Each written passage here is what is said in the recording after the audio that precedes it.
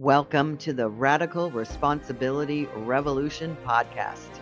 This is where we are transforming lives, inspiring you to reclaim your health, your wealth, and the power of your mind. Here we share actionable insights, inviting you to turn inwards and design your life of purpose and abundance. So, welcome back to another episode of Radical Responsibility Revolution. And today's guest is a woman who followed the rule book. Boy, ladies, we know about that one. She mastered it even, and then had the courage to admit it wasn't the whole story. Zerina Derveni spent over a decade climbing the corporate ladder. And I'm telling you, I get this. I understand her so well.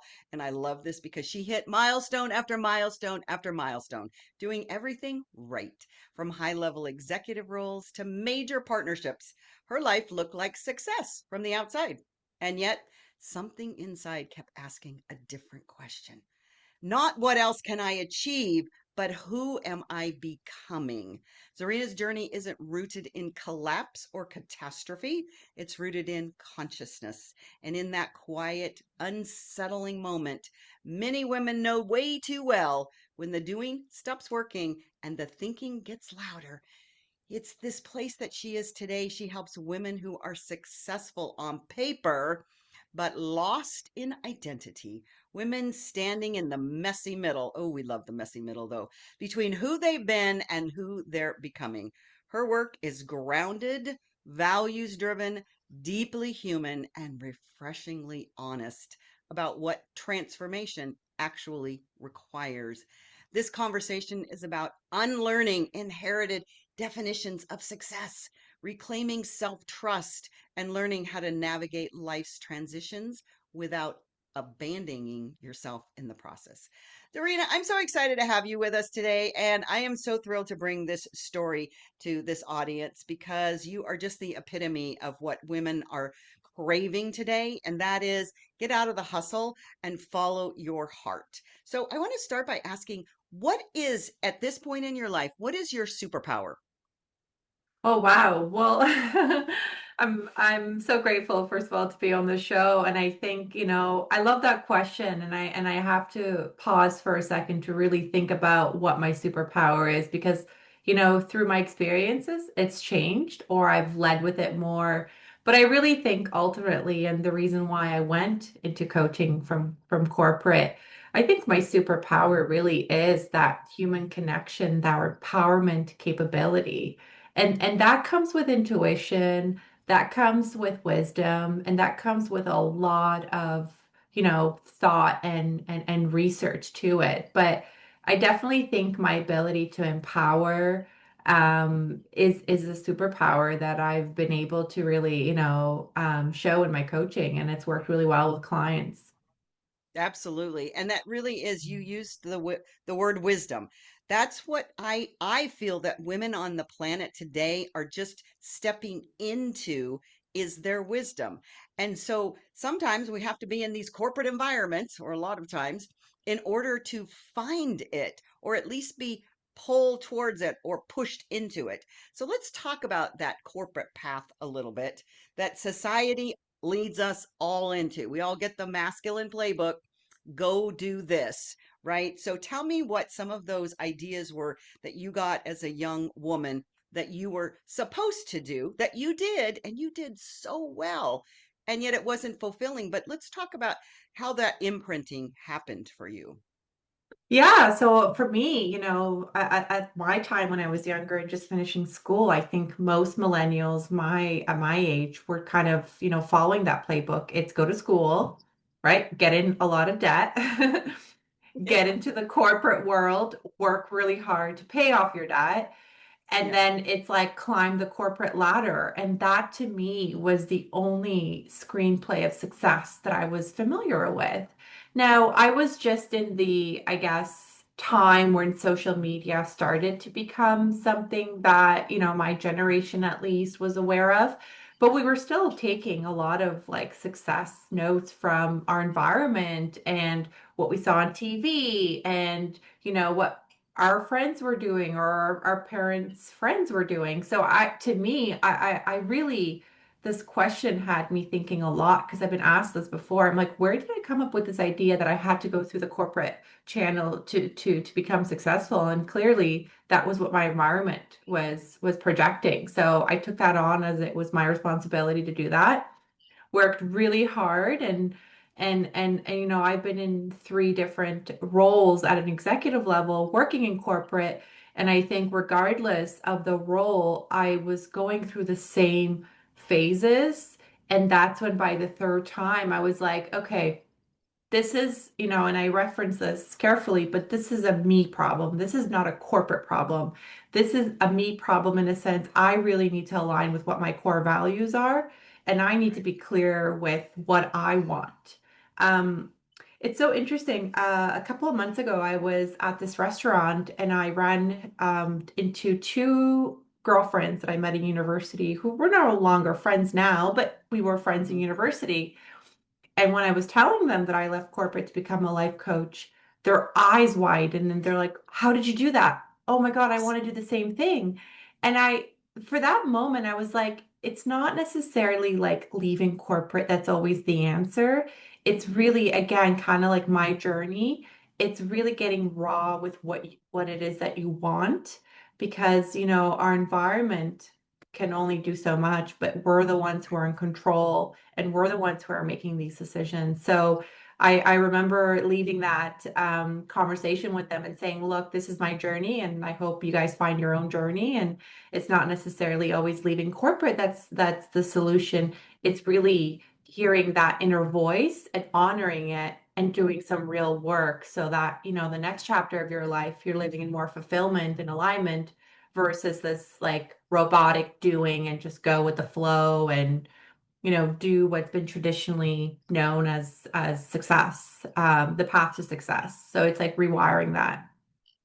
Absolutely. And so as you're speaking, I'm imagining these women and from my own life journey about what that feels like and what they are experiencing. So, from what you had, what do you take away? What were you gleaning from them that was their discontent? Because that's what that really is. And also couple that with the women that you work with, because I want people to hear themselves in your Hmm. description of the feelings that these women are having. Because as you said, it isn't jumping into something else that's not going to fix them, but there is something that they feel that they're missing or they're desiring. So if you were to just kind of put it in a feeling context, what they were feeling that you could glean from that, and what your clients feel when they come to you because they're coming to you from or in transition. What is that Yeah, feeling that's coming up? yeah, I think there is this sense of feeling lost or feeling confused that seems to be occurring. And it's the whole reason why I even had my own journey and went into coaching. It's a self-discovery framework that I call, and how it pretty much stems from it's you're in this first phase of self-awareness. So a lot of us are really good now at being self-aware, but then we stop there. So we're self-aware. So we know that, let's say something is not working the way it used to work, something's not fulfilling, something just does not feel right anymore. And that's okay. That is a normal feeling and it's a normal phase in life to get into as you're getting older, right? Things change. And I think that this is where it becomes a little bit scary because things are changing. You're not sure how to deal with that change. And let's face it, the reality is not a lot of us have the privilege of changing our career paths because of financial responsibilities. So that's why I love sharing my story, but I always want to keep it real and raw with audiences and say it's not because I left into coaching my life is so great. It's I found my purpose that I want to invest my time with, right? And I think the reoccurring theme that I see from the two girlfriends that I met from university, from my clients, is they're being lost and confused because they're now stepping away from this self-awareness and they're going into the second tier, which is self-identity, but it's so hard to do that alone. And that's where, you know, doing the work and getting the support, if you've got resources, helps because it fills in that gap and it will help you find a path so you're not lost or confused anymore. If anything, you're working towards this clear path that's meant for you. Right. So speaking of that, because that's been my experience throughout my whole life with helping other women or men even, is that they have a calling or they feel that pull towards their purpose and their passion. And there is this conversation that jumps up right away. Okay, you can't do it because it's not going to pay you. Like what you love Hmm. isn't going to pay you, which we all know that's not true. However, that's the modeling that we've gotten. So tell us a little bit about your journey of how you navigated that, number one. But then number two, what's the best wisdom that you can give to a woman that is in this place, this exact place that you're describing, that feels, I know there's something more for me, and I just I'm afraid. I'm afraid of this financial thing because that will stop people in their tracks faster than anything. So tell us about your journey and Absolutely. then that. Yeah, I mean, listen, when I got my aha moment of wanting to be a coach, it took me 6 months to 9 months to make that transition because of my financial responsibility.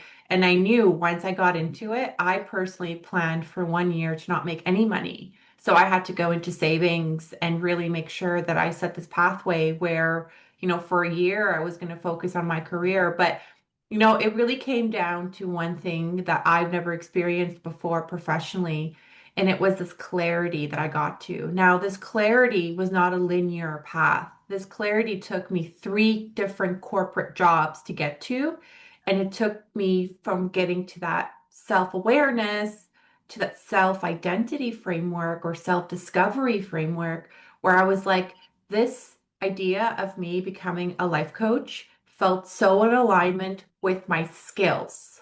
Now, this is really important because I think it's great if we can all follow our passion, and then sometimes our passion does not pay the bills, or sometimes our passion is not something that can convert into a paying role. I somehow found that life coaching, or just coaching in general, was a skill connected to my passion. It was a strength. So I think you have to be realistic if you are going to pursue a career that's not traditional. Then you have to make sure, are your strengths truly there? Are your skills truly there? And I asked some very difficult people in my life who were successful about what their thoughts were of me becoming a coach. And I wanted to make sure, like, look, I want to hear the truth, and I know how hard the industry is. Anyone who's in coaching knows how hard the industry is. And it's more easier to have a job of security actually than going into coaching. So I got kind of, the good and the bad, the rawness of this journey.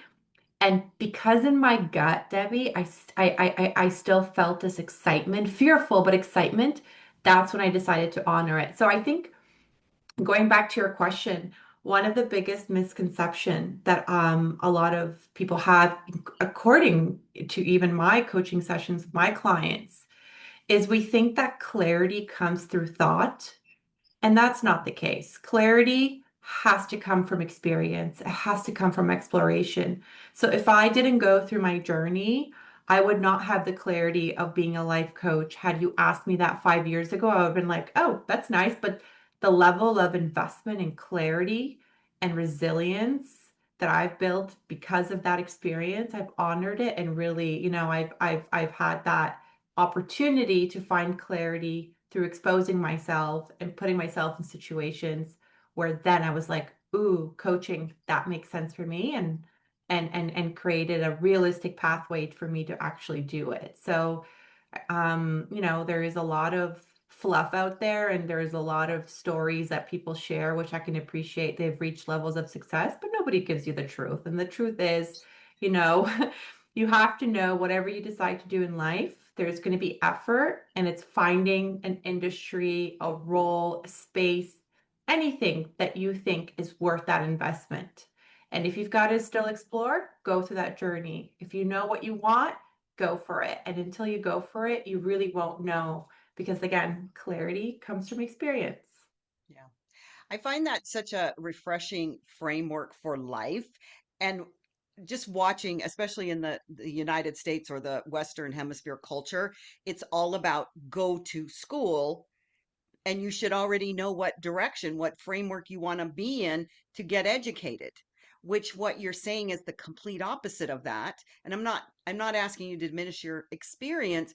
And yet, if we go into this thinking that we're going to know who we are right away at 18 or 20 or 22 even, it's so backwards. And that to give women permission that this is an exploration.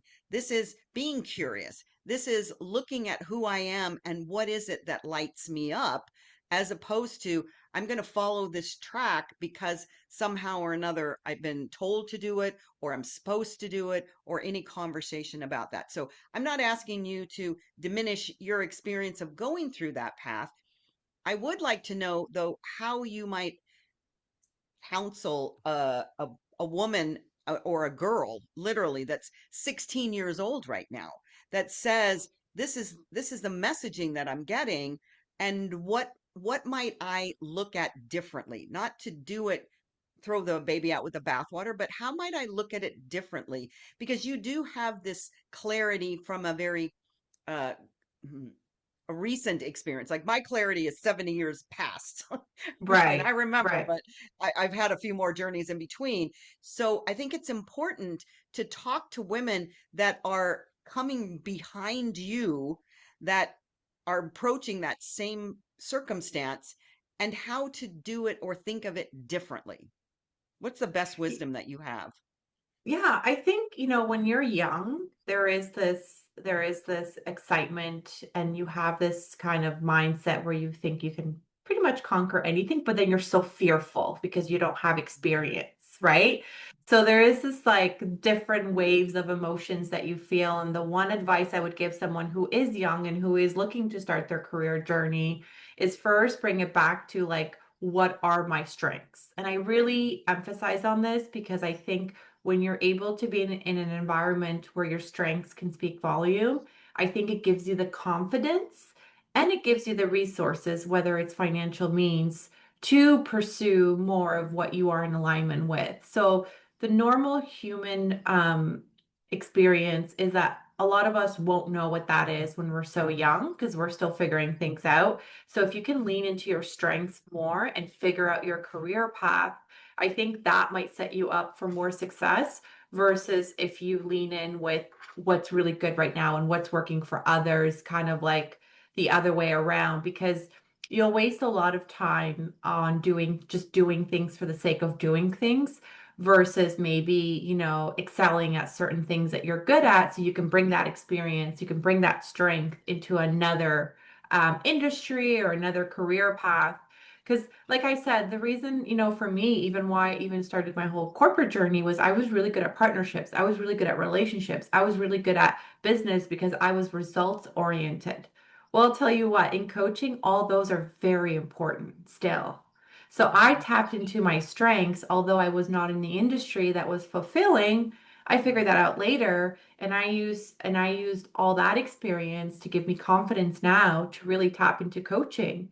And still, it's my strengths that are helping me create this business that's working versus, passion is great and I have so much passion for coaching, but I don't lead with passion because passion is momentum.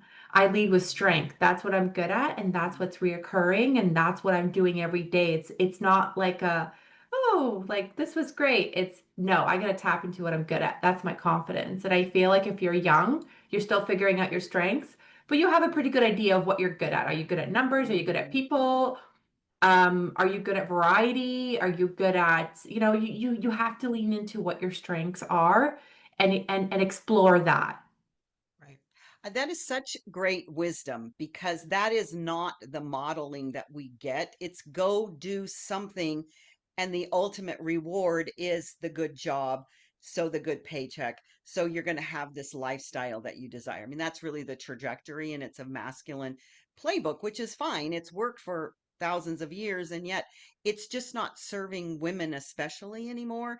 And so just to lean into those strengths, what a beautiful thing to tell a young woman, because that's not what people are asking her to lead with. And no matter what you do, as you said, you bring that strength, you bring that, I call it our gift, Mine is teaching. Like I've known that since I was 13 years old. And no matter what job I ever had, when I had jobs, I always taught within that structure, even though that wasn't the industry that I was in. So I love that you've taken those strengths and created that purpose and that passion around it. So I really do want to speak to this money conversation again because it seems to be this through line for some reason that it does scare women, especially because also we've been taught for many decades that it is we get married or we find a place or someone to help us support us. And I'm not saying don't get married, none of that, but also just to feel that sense of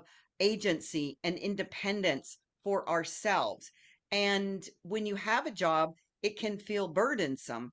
And yet, to find this path, there is a path to just bootstrap yourself up if you want to follow your purpose and your passion. And yet, this idea that you saved money before you did the bootstrapping. I love that because it really gives you that breathing room.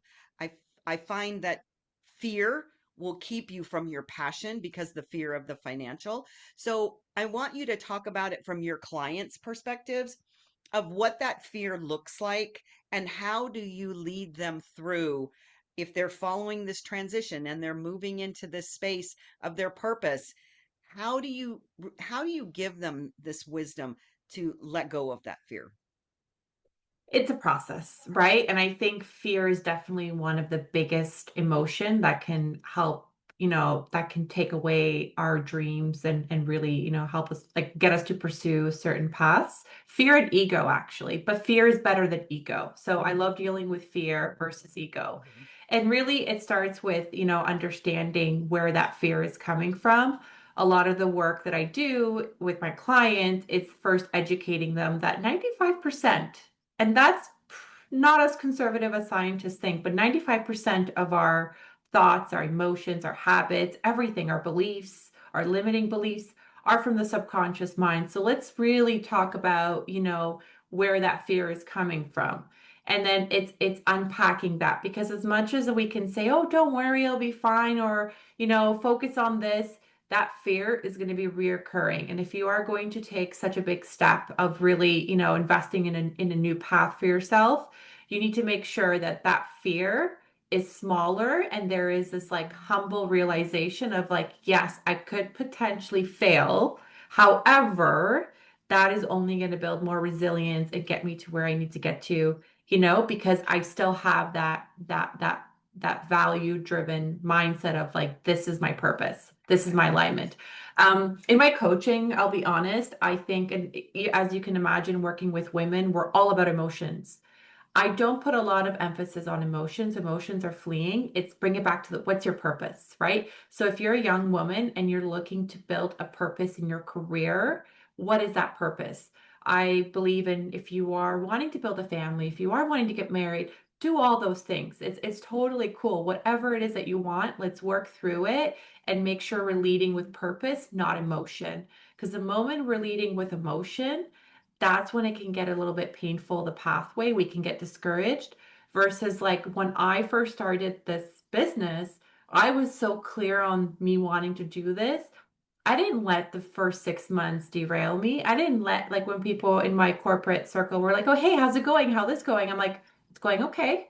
I'm working through it." It's a humbling experience of being a business owner first and then being a coach. I was very like honest about it because I knew, I saw the clarity, but I had the time to work through that. So, again, I think fear is something that will always be there. You got to face it and you got to find out where is it coming from. And then, do some reframing of your mindset to get rid of some old habits.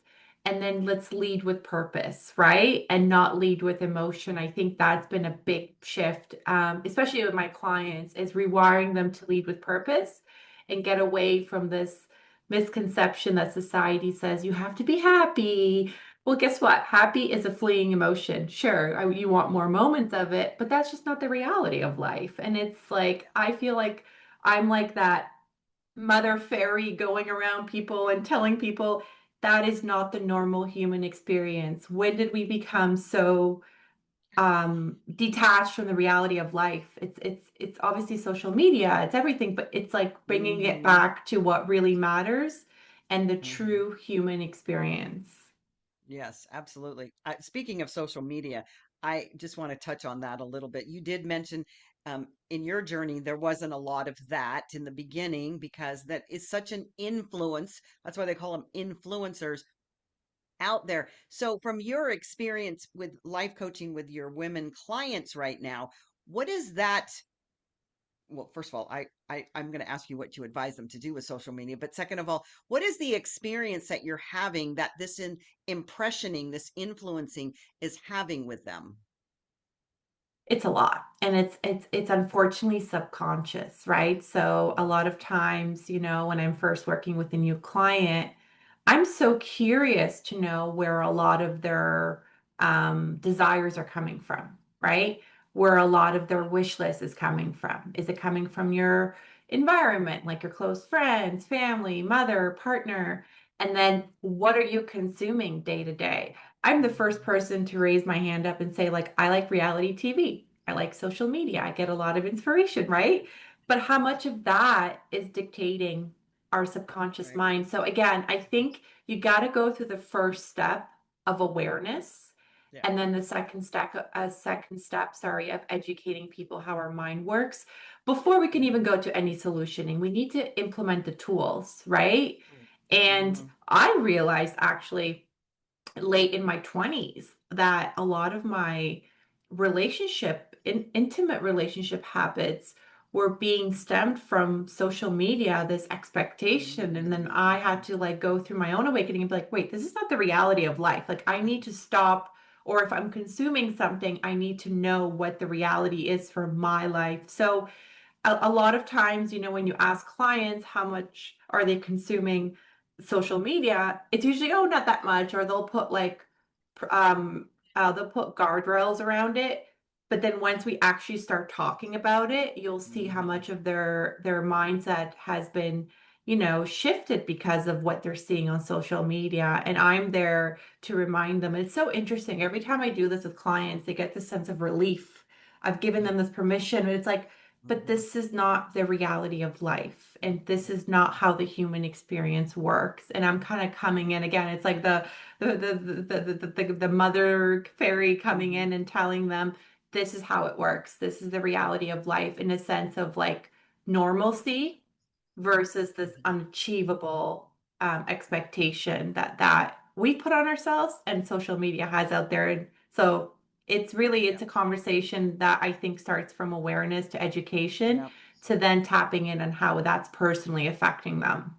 Hmm. Yeah. Good answer. I'm like, turn it off. And unfortunately, it's part of our culture at this point.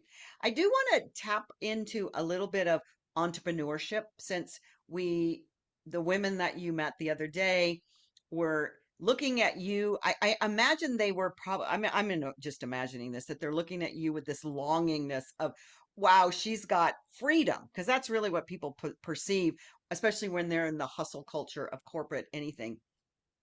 And the idea that you didn't have that model for you being an entrepreneur, and yet you leapt into it and you did put your own guardrails up. And there is this place in being an entrepreneur that is completely different than being an employee. So I want you to talk about the pros and cons of that because I don't want anybody to feel not that they don't want to become an entrepreneur, but I don't want them to go in it with starry-eyed expectations because I love being an entrepreneur and I think all women should be, but that's just me. But it's got some challenges, but it's got some beautiful benefits. So share that from your own perspective. Yeah, and I really appreciate this question, Debbie. I think, there is that saying, big risk, big reward, and that's probably the best way to describe entrepreneurship. All my friends, they work a structured job. I'm the only entrepreneur, and guess what? I'm the one working every weekend, or when we go away or we're going to events, I'm responding to things. So your lifestyle does change. There is flexibility, sure, because you're not reporting to anyone, but there is so much accountability. So if you don't, really get the reality of that your life is going to be literally consumed by your business probably the first year to 3 years, then you're not going to make it through. It is not for everybody. I've met a lot of skilled individuals who would not thrive in an entrepreneurial route. There is a lot of accountability at stake, and then there is a lot of making strategic, smart decisions for yourself that you learn through experience. So it is definitely, a journey not for everyone, but it is a journey worth exploring if you feel that, you would thrive in a specific industry that, again, tapping into your strengths, that you'd be good at. And there is this. So when I first decided to become a life coach, I started to reframe success as a way of, you know, creating a life for myself so that when I wake up, I love it. And it's not Mm. love every minute of it. It's I love the decisions that I get to make in a day. So whether that is waking up, being a life coach, being a friend, being a wife, being a girlfriend, being a mom, I want to love those roles. Not every day you're going to love it, but for the most part, I want to be happy. And to me, being a life coach and working for myself was definitely that path to success professionally. And I thought I could travel. I don't have to be in one spot. I could have clients I get to pick, and I get to work with great people and help them transform their life. The flexibility is not now for me. I think I've got more years to put in because I'm so serious with my coaching. I think the flexibility will come later. The flexibility I have right now is being mindful of my time and making decisions, but flexibility looks differently in a couple of years. So really it's knowing if you do want to be in entrepreneurship, you want that flexibility and freedom. It's knowing that that comes in different waves depending on which stage you are in your business.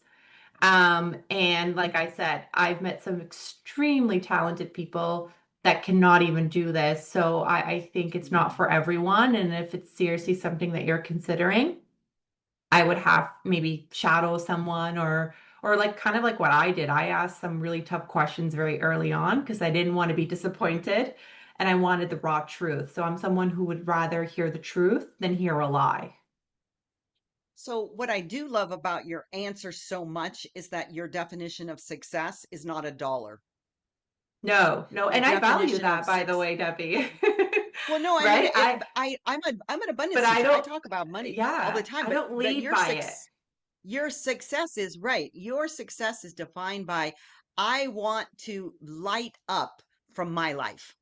Yes, And that is such exactly. a beautiful message to give to the entire planet, but especially women, because we haven't gotten that download that that's what success is. It's still in that playbook that says compete, get ahead, go up the ladder, get more money, and then you'll be happy. And the fact is So that's true. not the truth.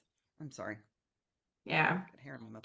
It's not the truth of who we are. So this is so beautiful, this conversation, because it really helps women see that there is a different way and to be curious about what path they want to take because all these paths are open to them. That's what's so amazing.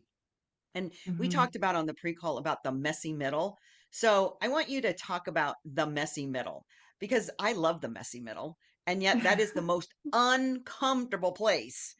So, but we can't get to the other side unless we go through the messy middle. So talk about your framing of that and what that feels like and explain what it means to you. Yeah, and the funny thing with that is the more we fear it, the more we attract it. So it's like the messy middle really is messy. It's uncomfortable. It's chaotic. You've got a lot of anxiety. And it's kind of like being able to step away from your body and being able to see yourself like, I have to grow through this to get to the other side. So anyone who's experienced growth, and it doesn't have to be dramatic, right? And it doesn't have to be this big breakthrough, but anyone who's experienced growth knows that you have to go through that to get to the other side. So, I'm really big on building resilience.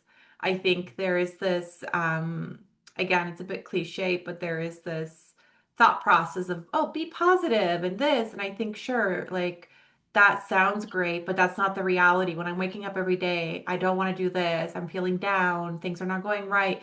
I'm not going to wake up with a be positive attitude, but you know what I can do? I can have that mindset of like, you know what, today I really need to be resilient. Today I need to be resilient. A lot of my clients that come to me, they're in that messy middle or they're just about to enter it. And the one thing that's helped me go through my messy middle stage is having this self realization of love for yourself. And what I mean by that is it's so easy to be there and to be gloating when things are going great. It's so easy to be confident when things are going great.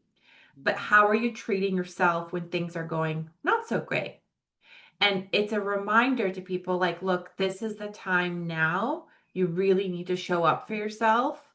Let's build some resilience. And I think the moment you tell someone and remind yourself to build resilience, the sense of expectation is kind of gone of being positive or making sure that the next step is like right around the corner.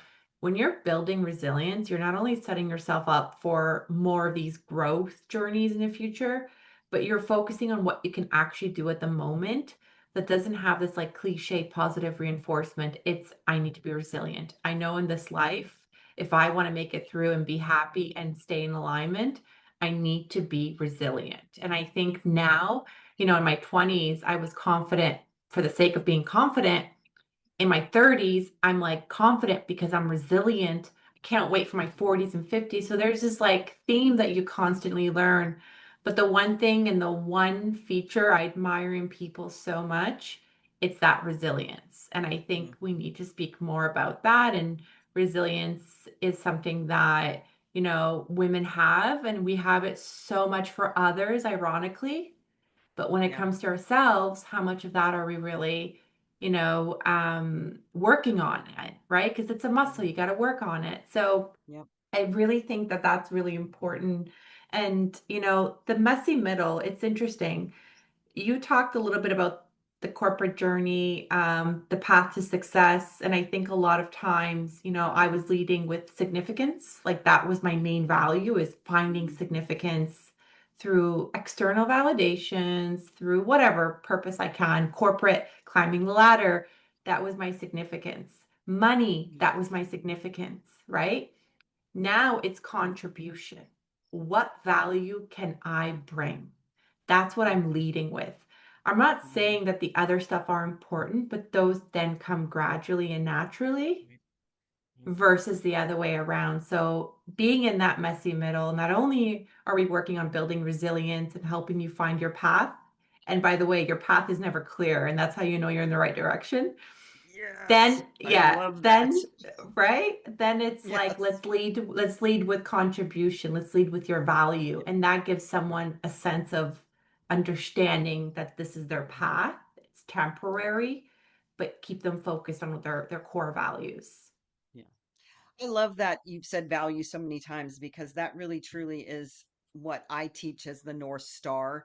If we don't, well, first of all, a lot of us don't even, or a lot of women don't even know their values, so they don't even know how to lead with them. And yet, once you have an understanding of your values, it is so much easier to make decisions, to be guided, to go forward, to know what steps you're going to take because those values will lead you as opposed to just any old wind that will blow you. So I want to have you share a little bit about how people can connect with you if they would like to do a complimentary coaching session. And you've shared that with me, but I want you to just say it in your words. All the links will be in the bio. I mean, in the show notes. But I want you to just share and give an invitation to those that are listening that are resonating with you, because I know that there's plenty of women out there that are doing that right now. Yeah, absolutely. So I can be, reached on my website, zerinalifecoach.com. So I've got my different services and contact section there. But more specifically for your listeners, I wanted to offer a 60-minute, I call it kind of like a life strategy call. It's really hard to talk about your life in 60 minutes, but what you can get from a conversation there is some sort of tool or clarity on your path. And that's what I really always appreciate doing with clients, especially in the beginning, is letting them know where they are and maybe a tool that can be really helpful at that time, whether they decide to or not go fully with the coaching. But yeah, if you DM me on my Instagram, it's Zerina Life Coach.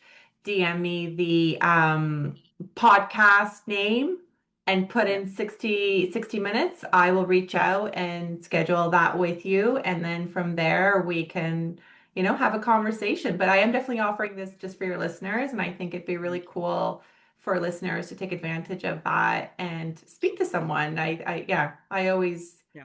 think that's always helpful. We are community creatures. And that's what is so wonderful. And I shared this with you on the pre call that I found my first life coach almost 30 years ago. And it is so beautiful to Wow. have somebody walk beside you to help you navigate because we cannot do this life alone. We are not here. This is a community that we live in.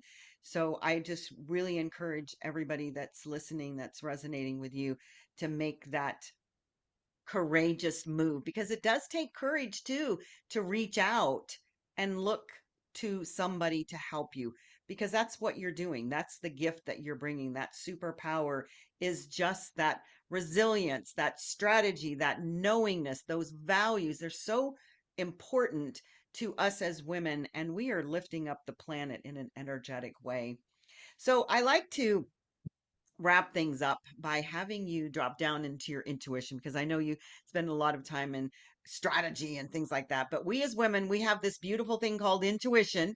And Yeah. I want you to drop down into your intuition and connect with your future self because your future self has some really awesome wisdom too, and let her tell you what you would like to tell the women that are listening for 2026.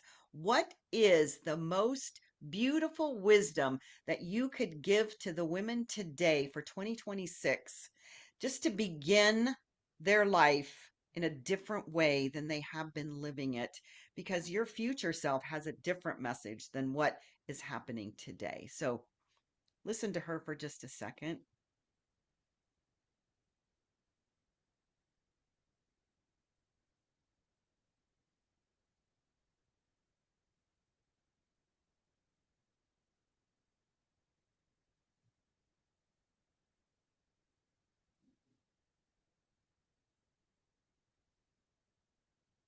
And you're ready. Wow. Okay. You know, we talked offline about this, you and I, but just being intuitive creatures, it's a wonderful energy that we have just as women, having that intuition and that instinct. I think the more we can tap into it, the better. And unfortunately, intuition always works when we're calm, which is not always a state that we get to be in, right? But Mhm, today mhm, you caught me at a good time where I am more calm. And I think mhm, yeah.